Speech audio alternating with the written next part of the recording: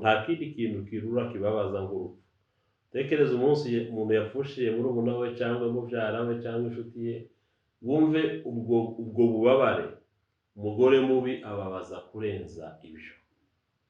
Nicyo gituma iki cyanditswe ahangaha imbaraga z'abagore, influence yabo influence amarangamutima. Influence amarangamutima. Socrate yaravuze ngo ushaka umugore, nugira Imana ukagira umugore mwiza uzabugiza amahirwe. Kandi nugira umugore mubi nanone azaguhindura umufilozofe, azakwigisha gutekereza cyane. Ni power of respect and honor. Imbaraga zo kubaha no guha umugabo wawe agaciro. Izi ni imbaraga zikomeye abadamu benshi ntibazi ko ari imbaraga. Burya kubaha umugabo wawe ni imbaraga. Guha umugabo wawe agaciro ni imbaraga. Iyo wubasha umugabo wawe umwubakamo iki? Umwubakamo ikintu cyitwa confidence. Ukamwubakamo ikintu cyitwa identite y'ubugabo. Kubera gusa kumwubaha. Kubaha umugabo bimwubakamo confidence, ugasanga ufite umugabo wiyemera, wihagazeho, wiyubaha, wiha agaciro, uzwi indangagaciro. Kubera iki? Bituruka ku cubahiro umugore amuha n'agaciro amuha mu rugo. Aho neza nshuti bavandimwe bene data, reka tubasuhuze cyane, tubifurize umunsi mwiza aho muherereye mwese mwebwe badukurikirana. Imana ibaho umugisha. Reka tuze kuganira mu kanya gatoya ijambo ritoya rigufi rikomerezaho kubyo twari dufite ubushize, hejuru y'abadamu kwigirira icyizere. Ariko muri icyo cyizere rero ndagira ngo nganire gatoya ku mbaraga ziri Imana yahaye abadamu. Reka dusome mu gitabo cy'Imigani 31 no ku murongo wa 30. Aravuga ngo ubutoni burashukana kandi uburanga bwiza n'ubusa, ariko umugore wubaha Imana niwe uzashimwa. Amen. Nako kantu gatoya nifuzaga ko tukomerezaho gatoya ku kiganiro twakoze ubushize, ko abadamu bagomba kwigirira icyizere. Twagerageje kuganiraho gatoya ku mbogamizi zimwe na zimwe zibabuza kwinjira cyangwa gukorera umuhamagaro wabo Imana yabahamagaye. Ariko kandi igisabwa cyane ari ukwigirira icyizere, kwitekerezamo icyizere, kwiyubakamo icyizere, kwihingamo icyizere. Imana yabahaye imbaraga. So abadamu bafite imbaraga, Imana yabahaye imbaraga. Iki cyanditswe kiravuga ngo ubutoni burashukana.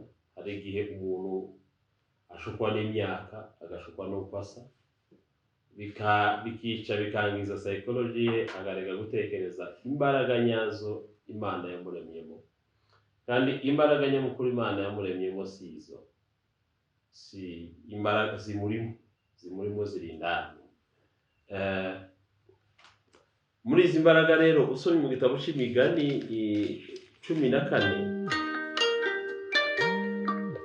Imigani 14 umurongo wa mbere havuga ngo umugore w'umutima wese yubaka urugo rwe, ariko umupfu we ubwe ararusenya. Narimo mvuga imbaraga Imana yabahaye za mbere zibabamo mu badamu. Harimo imbaraga zo kubaka n'imbaraga zo gusenya. So izo mbaraga zose barazifite. So imbaraga zo kubaka, the power to build or destroy the home. Wango iki cyanditswe kigaragaza ko umugore yubaka urugo cyangwa ashobora kurusenya. Havuze ngo umunyabwenge ararwubaka, umupfapfa akarusenya. Umugore w'umunyabwenge yubaka urugo rwe biciye mu bwenge, biciye mu rukundo, biciye mu kwihangana.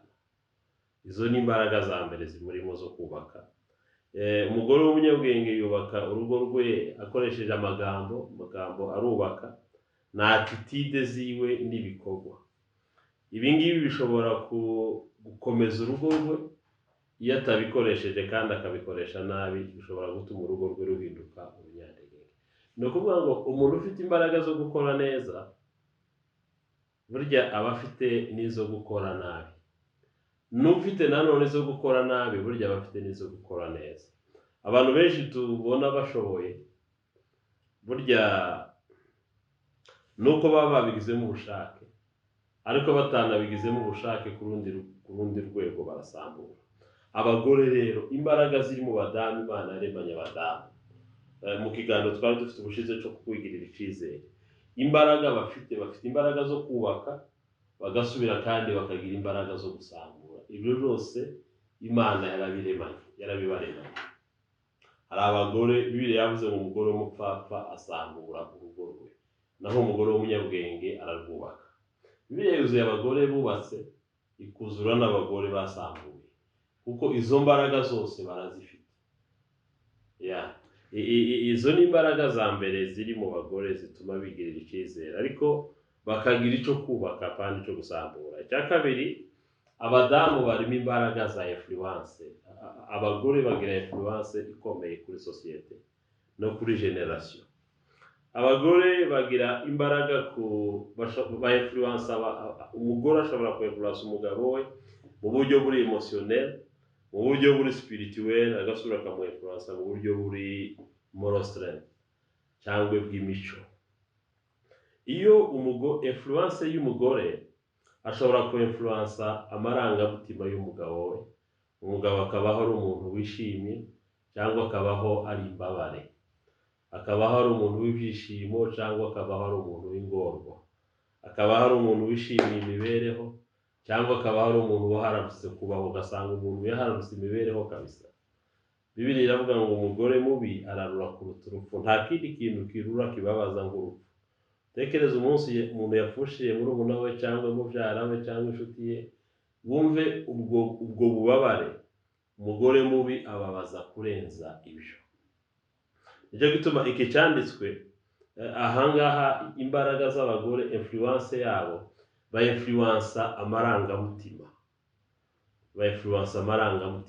Socrate yaravuze ngo ushaka umugore, nugira Imana ukagira umugore mwiza uzavugiza amahirwe, kandi nugira umugore mubi nanone azaguhindura umufilozofe, azakwigisha gutekereza cyane.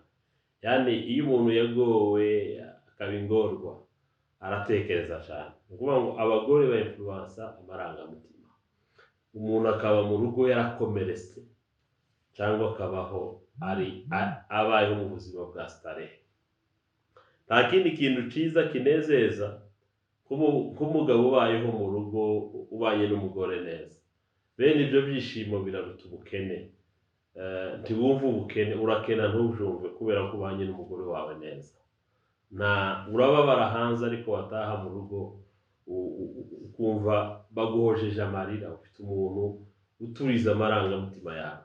Kuko umugore agira influence ku marangamutima y'umuntu, agasubira akagira influence ku buzima buri spirituel bwo mu mwuka bw'umuntu. Bibiliya iravuga ngo bagabo mubane n'abagore banyu neza, kugira ngo nimuja gusenga amasengesho yanyu atagira inkomyi. Kubera iki? Kubera kuko umugore mubanye nabi ashobora ku influence ibihe byawe byo mu mwuka, bikaba bibi cyangwa bikaba byiza. Umugore mubanye neza ashobora ku influence mu mwuka, bikagufasha ukaja mu bihe byiza, kubera kuko ufite umuntu uku influence. Abagore bagira influence ya marangamutima, influence yo mu mwuka na influence y'imico, imyitwarire, inyifato. Mu buzima hari abantu bagenda bakagira ama depression, bakagira ama stress, bakagenda bareactinga mu buryo butari busanzwe, kubera ko yagize ihohoterwa riramurenga, imico atarasanganywe akayiga. Hari abantu benshi biga kunywa inzoga, abandi bakiga bagakizwa. Umuntu wari usanzwe ari umupagani agahinduka umukristo, cyangwa umuntu wari usanzwe abaye akaba umupagani. Kubera iki? Abagore bagira influence ku mico n'imyitwarire y'abantu. Hari abantu benshi usanga yarize inzoga kugira ngo arebe ko yakwibagirwa akanya gato yabyibuze agahinda umugore amutera. so abagore bagira influence ku mico y'abantu. Amagambo yankuraje y'umugore wawe gutera umwete, ayo magambo ashobora kukwinspira ugakura kandi ukagira success, kubera inspiration y'umuntu kuri inyuma uguha courage, ukwemera, ukuwadimira uri inyuma yawe, arakuwankuraje ugatera imbere. Amagambo mabi nanone ashobora kukudekuraja, akaguca intege n'ibyo wari ushoboye ugasanga utakibishoboye. Kubera iki? Kubera ko wabaye desi, umuntu muri kumwe uko mutashe aguca intege. Icyo muganire cyose aguca intege, nta jambo ryiza kubwira ukaba dekuraje. No kuvuga ngo iyo umuntu abaye dekuraje n'ibyo yarashoboye arabinanirwa. Izo ni imbaraga za kabiri z'abagore, ni za influence. Ba influencer, shaka ko influence mu buryo buri emotionnel, spirituel na moral. Icya gatatu, imbaraga za gatatu z'abagore ni stabilité, ni emotional stability. No kuvuga ngo stabilité y'amarangamutima. Akenshi iyo umugore atuje atekanye, abagore batanga stabilité y'amarangamutima. Umuntu yaremanywe amarangamutima, kandi amarangamutima answa si mabi, keretse iyo umuntu atabasha kuyagera, ngo aba afite emotional intelligence cyangwa ubwenge buhagije bwo kuyagera. No kuvuga ngo iyo umugore rero, abagore rero nibo batanga iyo stabilité. Abagore, iyo umugore ari muzima atanga stabilité émotionnelle. Uti gute rero atanga stabilité émotionnelle gute? Kubera kuko abagore cyane cyane batanga amahoro. Iyo umugore aguhesheje amahoro, akaguhesha comfort, akaguhesha ka gaciro mu rugo, amarangamutima yawe aricara agatuza ukumva uri stable. Naho iyo umuntu yabuze amahoro mu rugo, akabura kwa kwisanzura mu rugo, akabura ka gaciro, umuntu aba mu rugo ariko akumva atari stable. Niba abandi muzamwumva ngo ninganya amataha. Abantu benshi ninganya amataha kubera iki? Kubera umuntu wakagombye kumuha emotional stability ntayimuhesha. Emotional stability iterwa n'iki? Iterwa n'uko umuntu afite comfort, afite ahantu ari comfort, yisanzuye, yisanga, akaba afite ahantu hari amahoro. Kandi abagore nibo bakreya iyi environnement irimo amahoro, irimo na comfort, umuntu akicara kumva ari comfortable. Ariko rero iyo umugore yakije umuriro, mwumva mwese mugomba guhunga. Abagabo benshi ninganya amataha kubera ko izi mbaraga za stabilité y'amarangamutima ntazo babona mu rugo. Icya kane, abagore bafite imbaraga zo kunataringa no gukeyaringa. Abagore mu busabane, mu kurera abana mu bumwe, izi ni imbaraga zikomeye abagore batanga mu rugo. Imbaraga zo kubaka relationship, imbaraga zo kurera abana, nanone n'imbaraga z'ubumwe, family unity. Izi imbaraga za nurturing and care akenshi abagore baba bazifite. Umugore yari mwiza asabanisha imiryango. Iyo umugore ari mubi, unity, asanga uvukana n'abavandimwe wese akabatandukanya. Ndetse n'abana yibyariye ubwabo ubwe ugasanga yabaciyemo. Ariko rero iyo umugore afite wa mutima w'ubumwe, arabubaka. Habe nubwo yasanga mu rugo mwaratatanye, arabahuza. Abagore beza bahuza imiryango. Abagore bashepinga generation biciye mu rukundo, mu nyigisho no kubicitegererezo. Izo ni za mbaraga za nurturing na care. Izo ni imbaraga zindi ziba mu bamama, abagore. Imbaraga za gatanu ni spiritual support, ni support yo mu mwuka. Iyo umugore agusengera, hariya kiriya cyanditswe kiravuga ngo umugore wubaha Imana arabaruta bose. Hano havuze ngo ariko umugore wubaha Uwiteka niwe ushimwa. Izi ni imbaraga zikomeye kubwira umugore ugusapotinga, umugore ugusengera, umugore ugushigikira, umugore ubundi turi abakristo turi mu itorero, abagore bacu bakagombye kuba bumva Imana, umugore asengera umugabo aho agiye hose, akazi arimo icyo akora, amasengesho y'umugore we akamuherekeza. No kuvuga ngo iyi spiritual support, amasengesho y'umugore usengera umugabo we, Imana yaha agaciro. Amasengesho y'umubyeyi usengera abana be, Imana yaha agaciro. Ko iyi support y'umugore irakomeye, n'imbaraga zikomeye mu muryango. Amasengesho y'umudamu mu muryango n'imbaraga zikomeye. Mu gihe iyo umugore adakijijwe, aba umugambanyi w'urugo rwe. No kuvuga ngo abagore benshi kuri none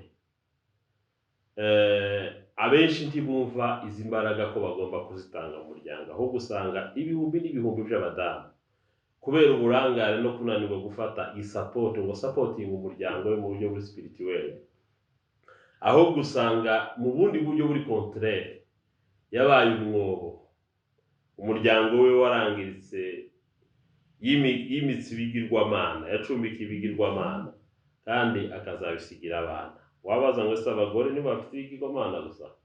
N'abagabo barabifite, gusa nuko topic yacu yavugaga ku bagore. Ariko iyi spiritual support nico navugaga, no kuvuga ngo abagore benshi mu miryango yabo iyo bakomeye baremye mu masengesho, imiryango yabo irakomera. Cya gatandatu ni power of respect and honor. Imbaraga zo kubaha no guha umugabo wawe agaciro. Izi ni imbaraga zikomeye abadamu benshi ntibazi ko ari imbaraga. Burya kubaha umugabo wawe ni imbaraga, guha umugabo wawe agaciro ni imbaraga.